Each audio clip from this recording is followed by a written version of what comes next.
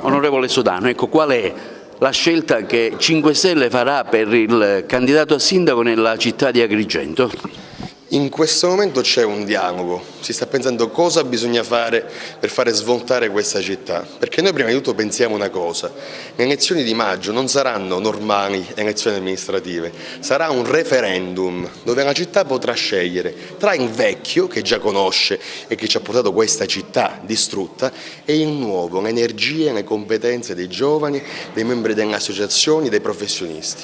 Quindi in questo momento cosa stiamo facendo? Stiamo dialogando con la deputazione regionale, nazionale, di cui faccio parte, con Rousseau a Roma, ma anche con altre forze politiche del territorio, perché l'obiettivo è quello di creare un candidato che possa rappresentare la vera discontinuità.